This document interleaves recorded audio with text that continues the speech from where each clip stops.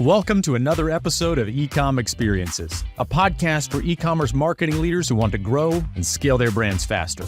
Join us as we interview some of the smartest brand founders and marketing leaders in the industry. Explore the lessons they learned, discover the keys to their success, and discuss what excites them most about the future. Hi, it's Samir Balwani here, host of Ecom Experiences, where we talk to brand founders and marketing leaders about their experiences growing brands. This episode is brought to you by Query. Query is a paid media agency that helps brands balance brand awareness and performance marketing to drive predictable and profitable growth. To learn more about how we can help you, visit weareqry.com. I'm really excited about our guests today. I have Kaminetsky, the founder of Modern Picnic, here. She's awesome, super smart, knows her numbers, and has just built an amazing brand. Thank you so much for being here today, Ali. Thank you so much. I'm so excited. So tell us about Modern Picnic. What is it? How'd you come up with the idea, and how's it going? Yeah, so I am the founder of Modern Picnic. We make insulated vegan leather lunchboxes for women and now have a line of food storage solutions and a bunch of different products made for women. Started the company completely out of a personal need. When I graduated from college, I moved to New York City and was working in the fashion industry and was bringing my lunch to work every day just because, especially as a recent graduate, doing so was faster, cheaper, healthier, plus like all the girls in my office were doing it. So I had to start doing it too. But I realized I didn't have a chic, functional, or sustainable way to actually do so. And when I went online to buy myself a lunchbox, I saw options for little kids and men, but none for women who wanted to look good or do good. So that's where the idea came about. That's awesome. And so, how long has the brand been in market for? So we launched in 2018, but when I say like launched, quote unquote, for people listening, like we really just like made our Instagram public and like had a working like Shopify website. We had launched with no marketing dollars or anything. We were shipping out of my parents' garage. So I think it was like really like 2020, 2021, where I'd say like we like legitimized in a way. Yeah. But we did launch in 2018. I love reminding people like how brands start, because everyone always thinks it's an overnight success. And you're like, oh, this brand's been around for like a week and look at how everyone knows about them. But it's like, no, we've been like chugging along for a while. Yeah. It's been that's awesome. That's exciting. It is still a young brand though, and you had a really cool opportunity recently. Let's chat about that for a little bit. Yes. So we just aired on Shark Tank, which is just like so crazy because since I launched Modern Picnic, really one of like the most like frequently said things to me is like, you should go on Shark Tank, because very like Shark Tank product, if you will, in that like we disrupted a category. We created this. When I started Modern Picnic, there was no lunchboxes on the market. Like, trust me, people like to like some TikTok commenters like to like fight me on that. It's like, trust me, if there was something out there, like I wouldn't have started this. Like I had a good job. Like I was like fine. I wasn't like looking to start a company.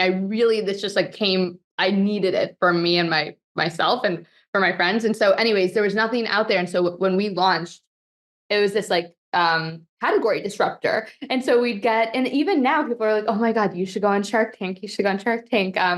So I always kind of had that in the back of my mind. I actually applied in 2022 and made it like decently far, didn't get it, got rejected. They don't give you any reasoning as to why. I really think it's like, it's a combination, but they get like, I think this season, like they got over like 100,000 applications. And I think, that's crazy. I don't know, like every season maybe has like 15 people that air. I don't know, but it's crazy numbers. But anyways, we didn't get it. They were like, better luck next time, but try again. We opened up our applications in the new year. So January of 2023, as soon as the applications reopened, I just applied again and I got through and ended up getting it this time around. Oh my God. So tell us about the episode. How did it go?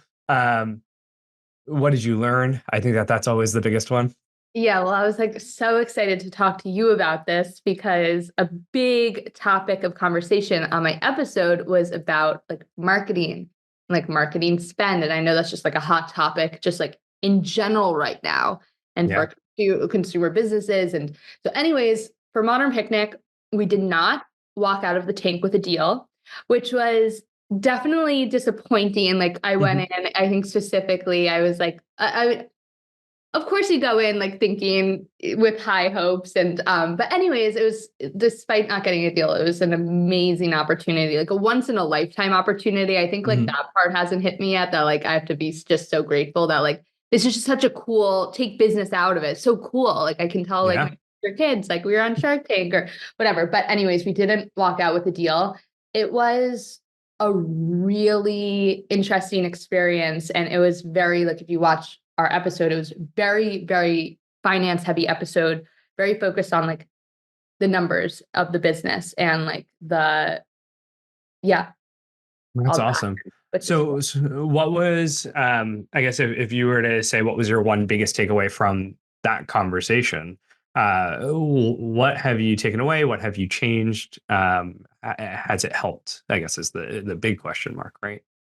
Definitely. I think the big topic of conversation in the tank was on like profitability and ad spend. And I was telling the sharks, like, we have this healthy, diversified marketing mix that we're going to continue to like lean into channels that are working. We feel really excited about our wholesale expansion strategy. But like the fact of the matter is we are spending on ads right now and we're not profitable yet. I really tried to convey to them like the path towards profitability and that we're like just so close. That part didn't get aired, but they were really hung up, rightfully so as investors, like ad spend, that they ultimately they went out for like three main reasons. One was like ad spends, like CAC. Two was cap table, so like previous investors, and three was profitability. So they didn't like that we were spending on ads. We can talk about it because I know it's sparked a conversation with some marketers of, Emma Greed said if you pull back on ads 100%, like you won't see you might not see a change in top line. And so that's like an interesting, I think that's like a larger conversation of, celebrity backed brands versus not celebrity backed brands, small brands, whatever. They didn't like that we were spending on ads. They weren't so keen on the fact that we have previously raised capital, and they weren't keen on the fact that we weren't profitable yet. So all like really valid takeaways and really important learnings. As soon as I left the tank, we pulled back on ad spend like significantly. I think we ended 2023. Our ad spend was down almost 40% to the previous year. We filmed in September, so we still had all of the Q4 to show for ourselves. So we ended up decreasing ad spend 2023 to 2022 by almost 40%, and ad efficiency increased by 13%. So our ads we were just more efficient with our dollars, which is great. And we're just going to continue to do so this year, like keep pulling back, keep trekking along to hit profitability. Yeah, that makes sense. I'm curious, as you start to pull back on ad spend, how are you getting the brand out there though? How are you kind of, to your point, celebrity-driven brands have the unfair advantage of having a celebrity and building their flywheel through that. And so other brands have to use advertising or some other brand marketing avenues. How are you thinking about that? Yeah, so I think like it, especially in like today's like digital age, like amplification goes so far beyond physical presence, and like every opportunity should be leveraged to create like digital and social buzz, even like if it's like a really small like event that like you have, like how can you turn that into like multiply the impact exponentially, create like so buzz. So like for like Shark Tank, for instance, like we've been given this like gift, this free gift. So for us specifically, like how can we turn this into like organic social on TikTok? How do we create like buzzy content with like the footage of us in the tank? And so for us, like really trying to, because like you're right, what you said, like if you just pull back, it has to come from somewhere. Yeah. You have to fill the funnel somewhere, somehow, some way. So if we're going to keep pulling back, which I think is the right thing to do and smart, especially in like the fundraise environment that we're in right now, where like there are no checks being written, we are going to really lean into organic and TikTok. And I think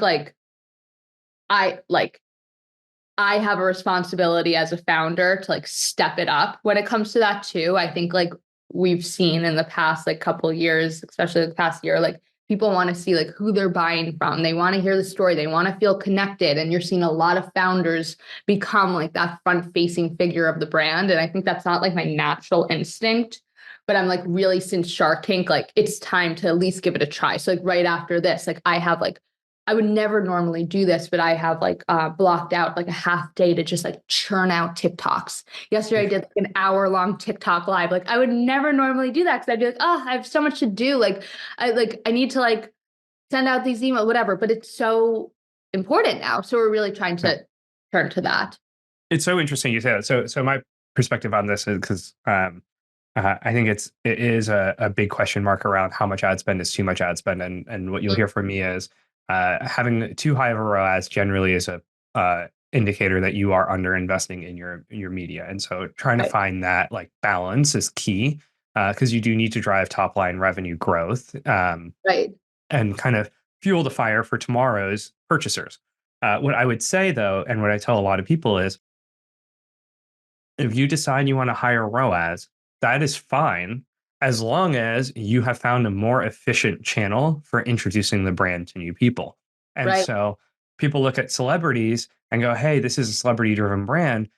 Yeah, great. We gave them equity and we gave them a deal, quantify that equity, and it could have been ad spend and figure out what the value actually would have been. And so I think a lot of people look at their marketing and forget to value in the cost of things and say, oh, ad spend, we're not profitable. And that might be the case, but then you have to be okay giving up equity of your business, doing a royalty deal, doing some kind of agreement where, and that might be better for you in the short term because you become profitable in the short term, but you're paying it out over a long term. And so it's balancing that is important. And so I agree with you in that it is more important now than ever before for founders to become celebrities in their own right.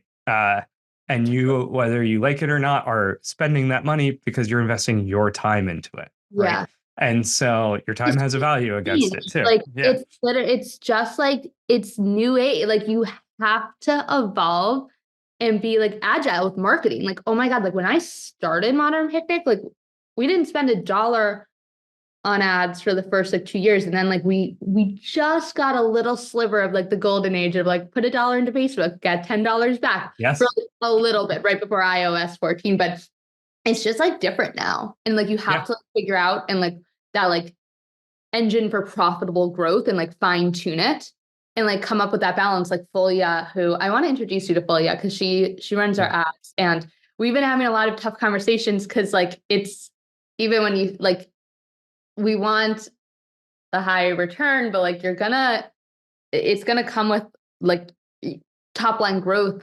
You can't have both. You can't have both. And I think she's been really honest with us. Listen, we can do this, but you need to fill the funnel elsewhere. And that's kind of on you guys, via influencers, events. But then it's those things cost money too. That costs money too. Really just figuring it out. And then it's there's Amazon. Amazon comes with a whole line list of fees as well. So it's really and I think going back to kind of Shark Tank, it's having such a deep understanding of your numbers, your P&L, your costs, and your cash. Cash is king, especially in this climate. And how do you just come up with a model that works and works for you? Because everybody's going to be different. Yeah, it's interesting because I think the consumer behavior has been changing in 2020 and the golden days of Facebook, as you like to call them, and as we like to call it too, which happened to also coincide with when consumers had tons of stimulus money and were home, could not travel, could not go to restaurants, and were just buying goods all day long. And so, category demand was high. At the same time, Shopify actually released these numbers March 2020 to January 2022. Shopify stores grew 201%. So 201% new brands launched from 2020 to 2022. Those brands, a lot of them still exist today. So consumers have more choice than ever before on where they want to spend their money and how they want to spend their money. Shopify democratized it, private label has made it easier, and just the access to Chinese manufacturers and overseas manufacturing has made it really easy to bring in new products and build a store. So now, as a brand owner, you can't just run ads and say, hey, my product looks nice, go buy it. It's my product looks nice, you need it, and here's why, and you should feel connected to me. I think the two, there's two things that I think brands need to really spend a lot of time thinking about right now. So post-purchase surveys on your site are really, really valuable. How'd you find out about us? And I'll give a shout out to Fairing and No Commerce. Those guys do really good work on post-purchase surveys. But tracking your word of mouth is a great indicator of your brand's ability to actually penetrate its market. Because if you are selling a product and people buy it and no one cares about it, that's not a great brand and that's not a great product. So word of mouth is going to fuel the next stage of brand growth. So really trying to figure out how you activate that. I think exactly what you said, taking experiential programs and turning them into, bigger events is a really valuable way of getting people excited and building into things and leaning into your VIPs. So Ali, I think you have thought about this really well. I think you've already actioned on some of the most amazing parts of it. And so I kind of want to ask you, what does the rest of 2024 look like? Where are you most excited about from the growth now that you've had this giant moment? Yeah. So I'm really excited. I mean, I'm really excited about everything and like all that's to come.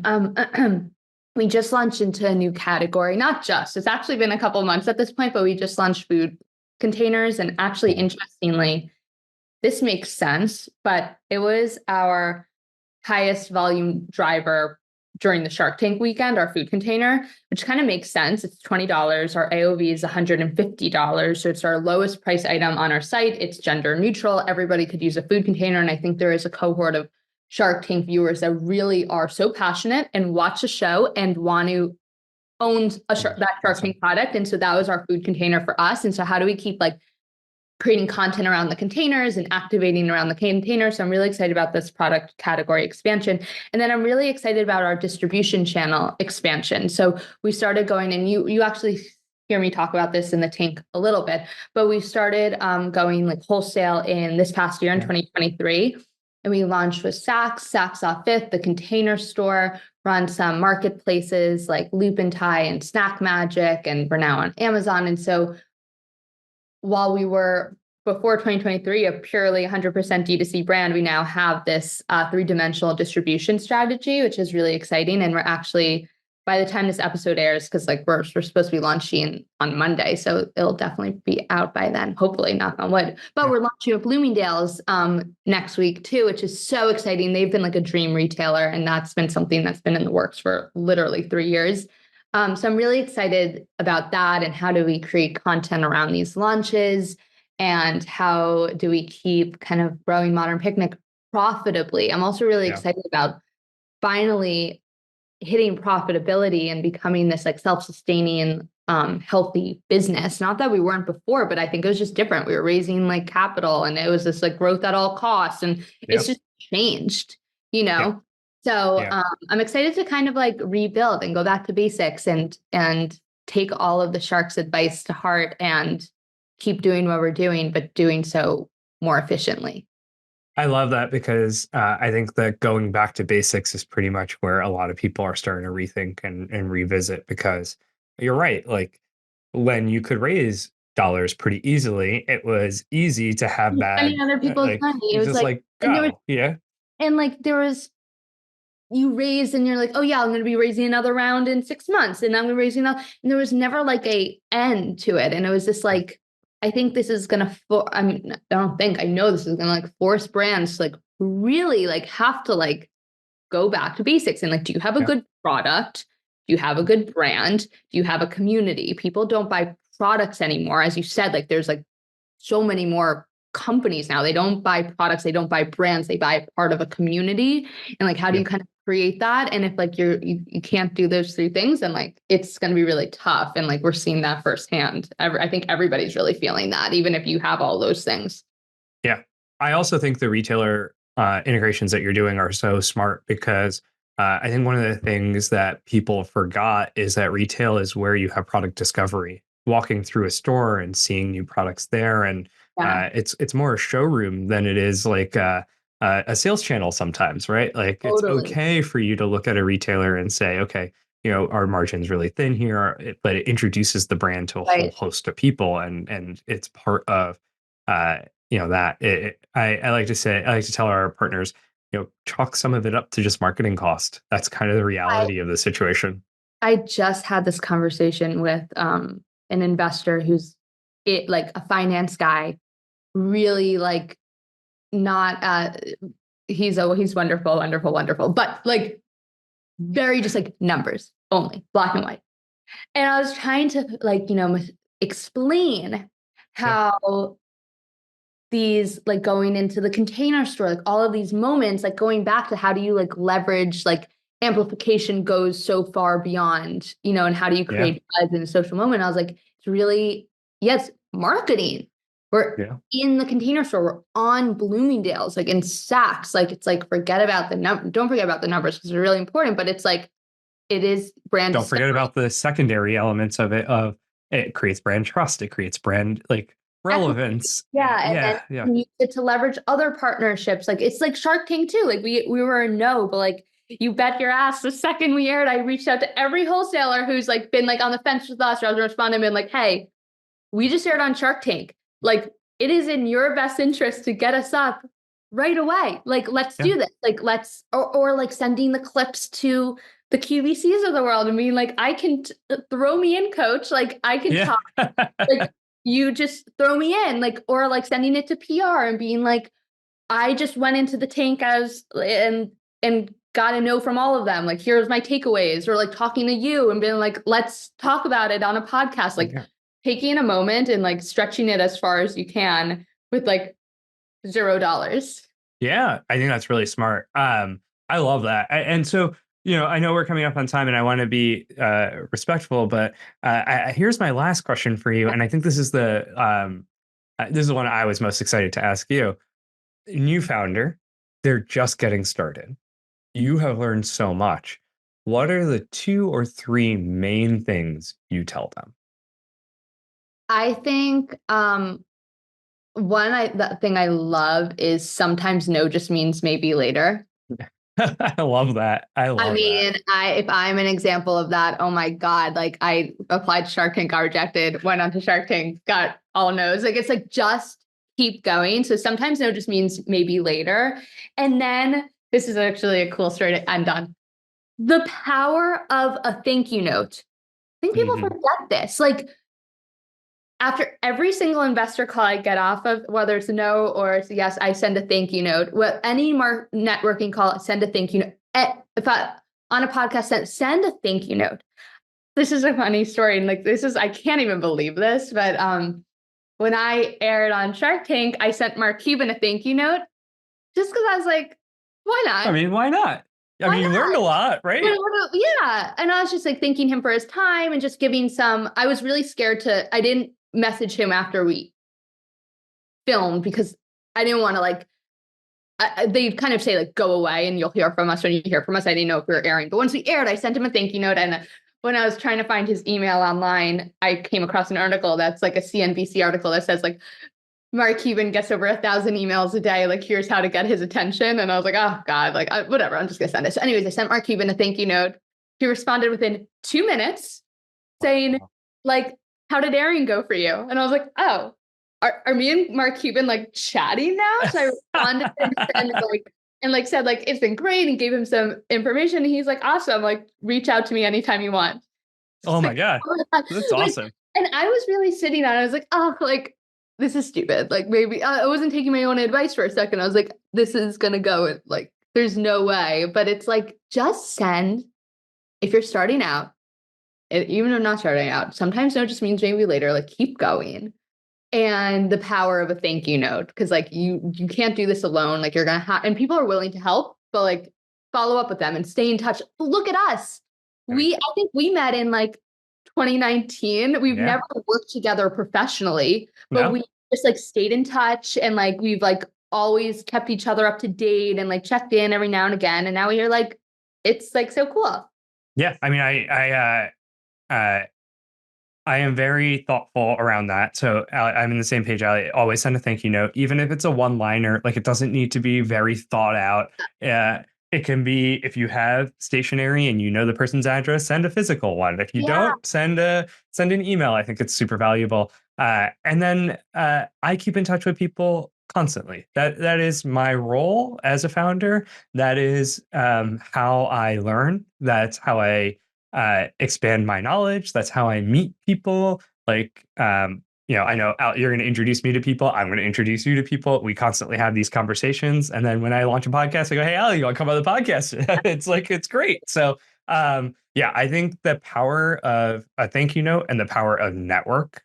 Oh my God, your network is your net worth. Like it's crazy. Like right after this, I'm going to go get a coffee with somebody that's also a founder. And then like, it's just like, it making set. I think it's like really hard, like, because when you're a founder, you're so bogged down, and like I'm so bad at this. Sometimes, like I literally will become like a hermit, recluse, now in my apartment, like bogged down. I'm like, this is so important. I need to do all this, but it's like no, like get out, talk to people, go to an event, even if you just go for a little bit, or like get that coffee, like make time in your schedule. Maybe Fridays are your social day of the week where you record content and you do things like this and you connect with other founders, because it's like literally so important. And like one intro or one piece of advice or could change your whole business. Everything.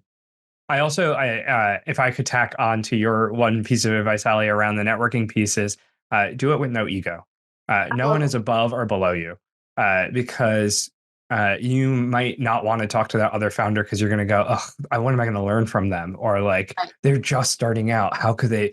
And you never know who they're connected to, and you never know who they'll turn into. And if you go in there with an ego, you are going to fail, because you are always going to think you're better than everyone else, and people can smell that. And so, what's so like crazy that like I needed to check myself for a second yesterday. I don't know what got into me, but somebody was asking for like help, and my first instinct was like, oh, I have such a busy week next week. Like, I don't think I can. And then I was like, what's wrong with you?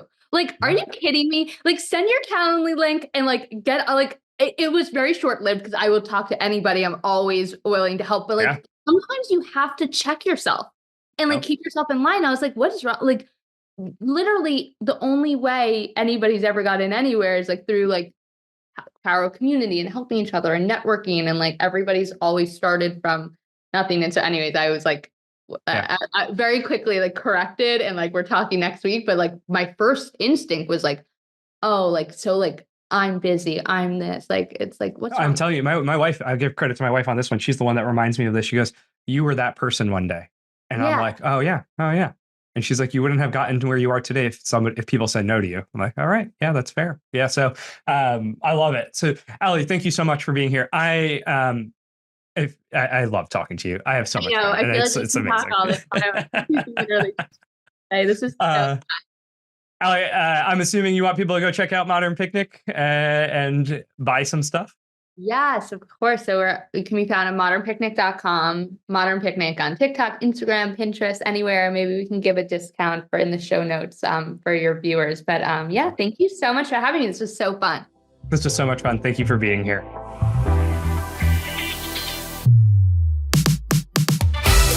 Thanks for joining us. If you liked it, remember to subscribe so you'll be notified of new episodes. And if you know someone who would enjoy this show, don't forget to share and leave a review. It all helps us impact more brands. If you're looking to improve your paid media, go to weareqry.com and schedule a consultation. We're always happy to chat. See you for the next one.